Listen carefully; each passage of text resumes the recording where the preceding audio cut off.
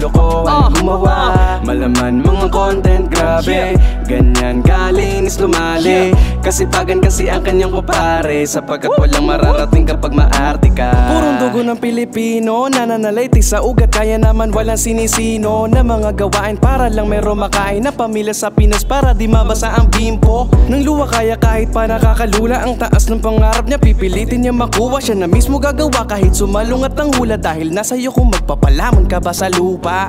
Wag na wag umasa sa swerte, malas yun, malas yun. Kung sa iba ka nakadepende, nako baon. Sarili mo yung katawan, kaya ikaw ang mamuhunan. Para pag dumubo, solo mo ang iyong pinaghirapan. Lawakan ang iyong utak, wag makikipagsiksikan. Maraming espasyo dyan, kaya gamitin ng isipan. Nakuha mo ba? Gusto kong sabihin, bata ka ba kaibigan? Malayo pang mararating, maging otak matching kompleto kang pinanganak. Tingin sa salamin, sabay sabihin sa sarili, wala sayong imposible. Dahil ikaw ay isang Pinoy na may tagong galing. Kung gusto nyo makapulot ng mga diskarteng marangal ba, halika na dito kayo kay Boy Kalikot TV. Walang halong kalokohan gumawa. Malaman mga content, grabe, ganyan kalinis lumali.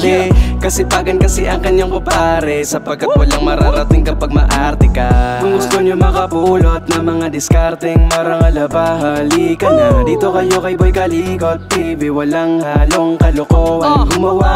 Malaman mga content, grabe, ganyan kalinis lumali. Kasipagan kasi ang kanyang kupare, sapagkat walang mararating kapag maarte ka. Tulad nito ni Boy Kalikot, sa tagal sa ibang bansa kabisado na pasikot-sikot. Sakit ng katawan sa araw-araw ay andyan, hindi na iniindasanin na kahit pa walang hilot. Kapag day off wala ng pahi-pahinga, nagtatato sa mga kababayan. Ang diskarte nga kayo'd lagi ang nasa isip. Boy Kalikot nga, di ba di mapapakalik kapag wala siyang ginagawa. Ikaw ba ay nasa Taiwan at ang hanap ay barbero na iyong kababayan? Boy Kalikot lang tawagin mo, pare matik na yan. Pormahang Pinoy na pogi talaga kalalabasan. Kalokohan gumawa. Malaman mga content, grabe, ganyan kalinis lumali.